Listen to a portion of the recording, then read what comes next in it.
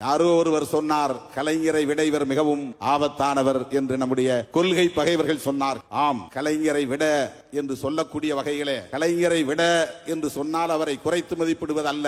அவரால் உருவாக்க பெற்ற தளபதி அவர்கள் எவ்வளவு பெரிய வலிமை மிக்கவராக இருக்கிறார். திராவிட முன்னேற்ற கழகத்திற்கு விழுகிற 4 வாக்குகளில் 1 வாக்கு சிறுத்தைகளின் வாக்காக இருக்கும். 100 வாக்குகளில் 25 வாக்குகள் சிறுத்தைகளின் வாக்குகளாக இருக்கும். ஒரு வாக்கு கூட சிந்தாமல் சிதறாமல் திராவிட முன்னேற்ற கழகத்தின் தலைமையிலான மதசார்பற்ற முற்போக்கு கூட்டணிக்கு கொத்து கொத்தாக விழும். 2026இல் திராவிட மாடல் அரசு மீண்டும் மலர்வதற்கு அனைத்து தமிழர்களும் ஓரணியில் திரளுவோம் என்பதை சொல்லி, நூற்றாண்டு அரங்கத்தை கட்டி எழுப்பி இன்றைக்கு திறந்து வைத்திருக்கிற மாண்புமிகு முதலமைச்சர் அவர்களுக்கு எனது நெஞ்சார்ந்த நன்றியை முதலில் உரித்தாக்குகிறேன். முத்தமிழறிஞர் கலைஞர் அவர்களுக்கு உற்ற துணையாக இருந்தவர் ஐயா இளைய பெருமாள் அவர்கள். முதலாக தமிழ்நாடு அரசின் சார்பிலே அம்பேத்கர் விருது அறிவிக்கப்பட்டதும் அந்த விருதினை முதலாக ஐயா இளைய பெருமாள் அவர்களுக்கு வழங்கி சிறப்பித்தவர் முத்தமிழறிஞர் கலைஞர் அவர்கள். அவருடைய வழித்தோன்றலாக இன்றைக்கு இந்தியாவுக்கே முன்மாதிரியான ஒரு ஆட்சி நிர்வாகத்தை நடத்தி கொண்டிருக்கிற நம்முடைய முதலமைச்சர் அவர்கள் ஐயா இளைய பெருமாள் அவர்களின் சமூக பணிகளை போற்றும் வகையில், அங்கீகரிக்கும் வகையில் இந்த நூற்றாண்டு அரங்கத்தை எழுப்பியிருக்கிறார். முதலமைச்சர் அவர்கள் உங்களுடன் ஸ்டாலின் என்கிற ஒரு புதிய திட்டத்தையும் சிதம்பரத்திலே தொடங்கி இருக்கிறார். இந்த 2 நிகழ்வுகளும் வரலாற்று முக்கியத்துவம் வாய்ந்த நிகழ்வுகளாக நான் பார்க்கிறேன். சிதம்பரத்திற்கு அவர் தந்திருக்கிற முக்கியத்துவமாகவும் நான் பார்க்கிறேன். நந்தனாருக்கு மணிமண்டபம், ஐயா இளைய பெருமாளுக்கு நூற்றாண்டு அரங்கம் என்று கல்வி வளர்ச்சி நாளாக இந்த நாள் கொண்டாடப்படுகிற சூழலில் இந்த பெருமையை முதலமைச்சர் அவர்கள் நமக்கெல்லாம் வழங்கி இருக்கிறார். நந்தனாரும் கல்வி வளர்ச்சிக்காக பாடுபட்டவர். இன்றைக்கு இந்த வட்டாரத்திலே கல்வி வளர்ச்சி மேலோங்கி இருக்கிறது என்று சொன்னால் அதற்கு நந்தனாருடைய பங்களிப்பு மகத்தானது. அதை போல ஐயா இளைய பெருமாள் அவர்கள் இங்கே என்னுடைய தலைமைச் செயலாளர் அவர்கள் அறிவித்ததை போல அகில இந்திய அளவிலே ஒடுக்கப்பட்ட மக்களின் வாழ்வாதாரங்கள் குறித்து ஆய்வு செய்தவர் தந்த அறிக்கை இளைய பெருமாள் கமிட்டி அறிக்கை. அதிலே மிக முக்கியத்துவம் வாய்ந்தது கல்வி வளர்ச்சி குறித்து அவர் தந்த ஆலோசனை. 1931ஆம் ஆண்டு எடுத்த மக்கள் தொகை கணக்கெடுப்பின்படி இந்த ஒடுக்கப்பட்ட மக்களின் கல்வி வளர்ச்சி என்பது 1.5% இருந்தது. வெறும் 1.5%. ஆனால் இன்றைக்கு தமிழ்நாட்டிலே பட்டியல் சமூகத்தை சார்ந்த மக்களின் கல்வி வளர்ச்சி விகிதம் 78% உயர்ந்திருக்கிறது. பொதுவாக கல்வி வளர்ச்சி 80% என்று சொன்னால் தலித் மற்றும் பழங்குடி மக்களின் கல்வி வளர்ச்சி என்பது 78% உயர்ந்திருக்கிறது.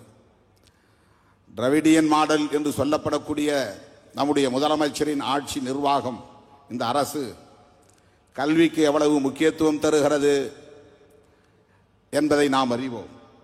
அதனால்தான் பெருந்தலைவர் காமராஜர் அவர்களின் பிறந்த நாளை முத்தமிழறிஞர் கலைஞர் அவர்கள் கல்வி வளர்ச்சி நாள் என்று அறிவித்தார். இந்தியாவிலேயே வேறு எந்த மாநிலத்திலும் இல்லாத அளவுக்கு கல்விக்கு முக்கியத்துவம் தருகிற அரசாக திராவிட முன்னேற்ற கழக அரசு கலைஞர் காலத்திலும் இன்றைக்கு நம்முடைய தளபதி காலத்திலும் செயல்பட்டு வருவதை நாம் பார்க்கிறோம்.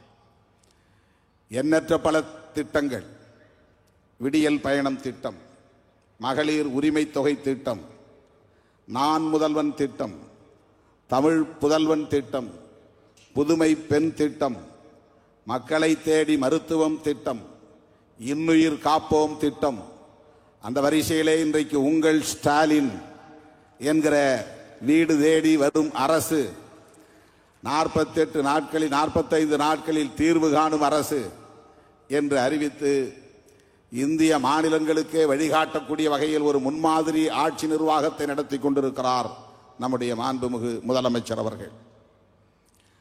அயலக கல்வி பயிலும் மாணவர்களுக்கு ஓவர்சீஸ் ஸ்காலர்ஷிப் வேறு எந்த மாநிலத்திலும் இல்லாத அளவுக்கு மாநில அரசு முன்வந்து நூற்றுக்கணக்கான மாணவர்கள் பயன்பெறக்கூடிய வகையிலே அந்த திட்டத்தை இன்றைக்கு வெற்றிகரமாக நடத்தி கொண்டிருக்கிறார்.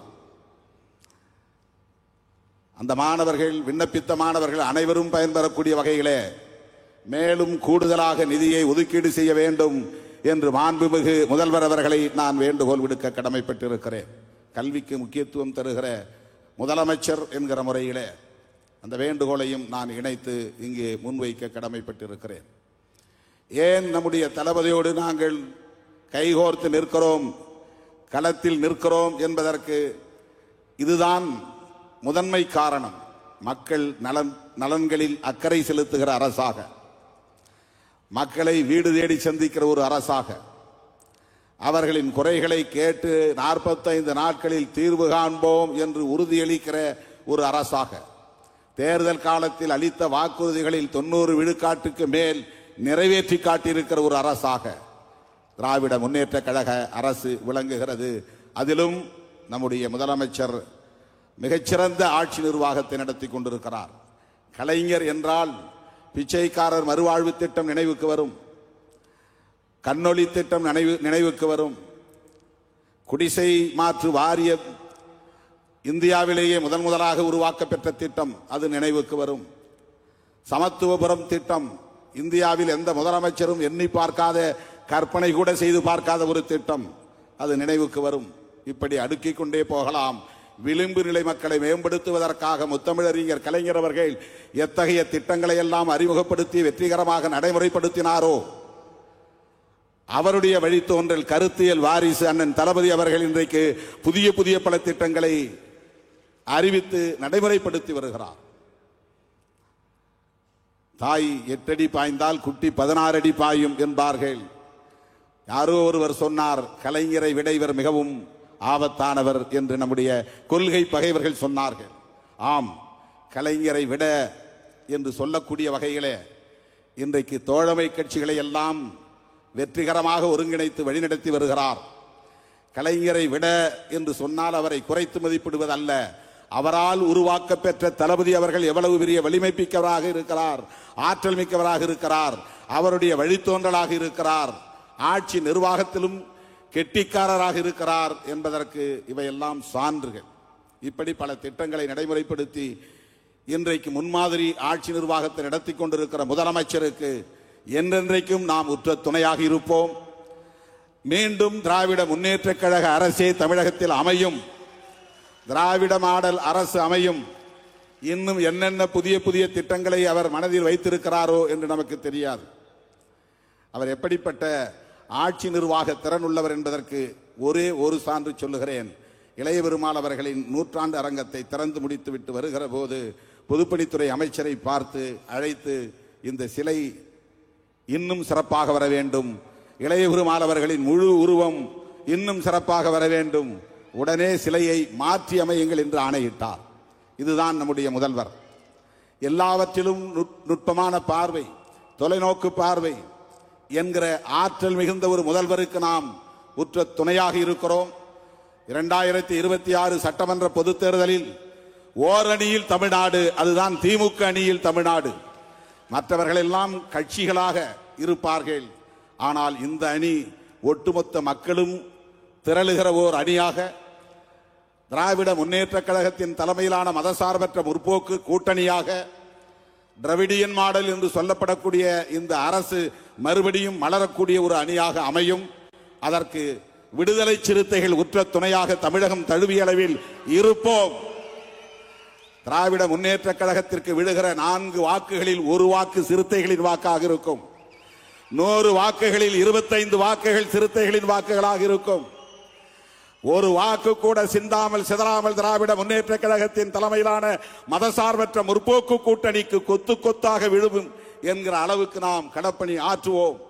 2026 திராவிட மாடல் அரசு மீண்டும் மலர்வதற்கு அனைத்து தமிழர்களும் ஓரணியில் திரளுவோம் என்பதை சொல்லி, ஐயா இளைய பெருமாள் புகழை போற்றக்கூடிய வகையில் இந்த 100ஆண்டு அரங்கத்தை எழுப்பியிருக்கிற மாண்புமிகு முதலமைச்சர் அவர்களுக்கு மீண்டும் ஒரு முறை என்னுடைய நெஞ்சார்ந்த நன்றியை தெரிவித்து நிறைவு செய்கிறேன். நன்றி, வணக்கம்.